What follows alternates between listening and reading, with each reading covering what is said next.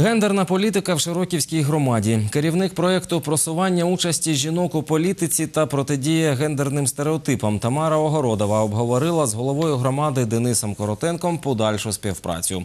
Жінки-депутатки відзначили, що їх об'єднують допомога дітям-сиротам, дітям з інвалідністю, підтримка багатодітних сімей і родин військовослужбовців, загиблих в АТО та інші питання.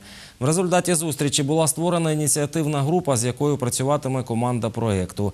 Зараз у Широківській об'єднаній територіальній громаді 2 з 3 заступників голови – жінки, секретар ради – також жінка. Серед депутатів 36% жінок.